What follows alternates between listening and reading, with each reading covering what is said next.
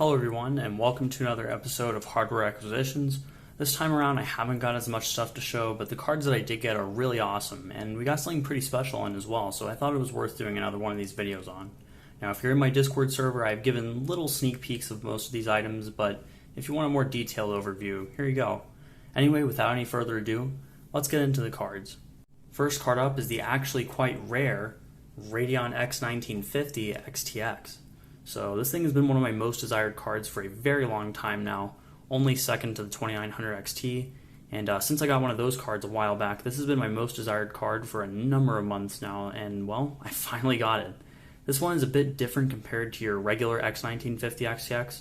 First off, it comes with the older sucker cooler that was found on the X1800 and older X1900 cards. Unfortunately, it's pretty loud, makes the card run really hot. Yeah, but it still gets the job done for what it is.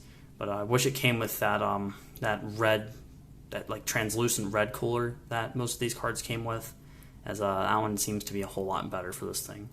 Anyhow, there is another special thing about this card, and that's this port back here. Yes, sir, this is a CrossFire card. So I've never had one of these older CrossFire Master cards or an X1950 XTX, so this thing was a great twofer. To go along with this, though, I got a very special donation, so let's take a look at that.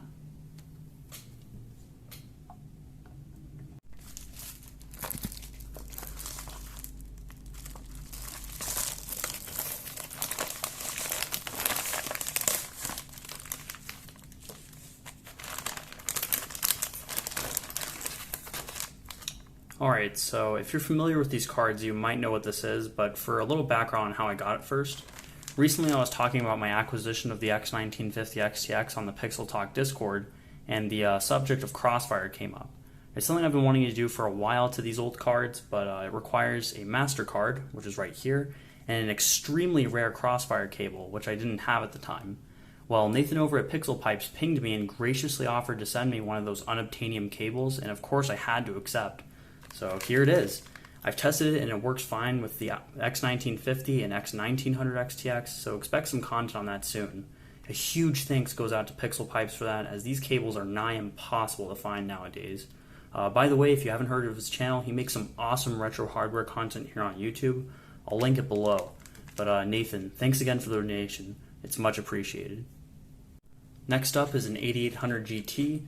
This one's a super clocked model by EVGA, and a little side note, this is not the cooler that it came with when I bought it.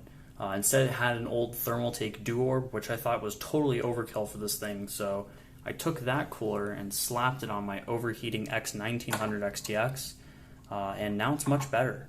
At that point I took the smaller Zalman cooler and put it on this thing. It fits great and the card runs very cool with it as well. But really glad to have an 8800 GT. It's a cheap card I've wanted for a while now, but never got around to finding one until now, and I'm glad I did. A very legendary card for the value it offered at the time. And the last card of the day is actually an upgrade to my main rig. I've had it for almost 2 months now, but haven't gotten around to showing it off on the channel yet, and that's the Radeon RX 5700 XT Red Devil by PowerColor. So for a little backstory on this thing, recently my 980 Ti has been having a lot of issues with crashing in games and instability, so I thought it was the perfect excuse to get a new card, and I ended up going for this. I got a great deal on this thing, and it's in excellent condition. As far as using it goes, I'm really satisfied with the performance. It's a massive step up from the old 980 Ti. Honestly, if you're looking for a card in the $150 to $200 range, this is probably one of the best options right now. They're even better with some overclocking and undervolting. Did some tuning to mine, and I'm very pleased with the results. Also, I gotta say I love this specific variant of the card. I mean, look at it. What a beast. But overall, it's an awesome card, and I can easily see myself daily driving it for the next 3 to 4 years.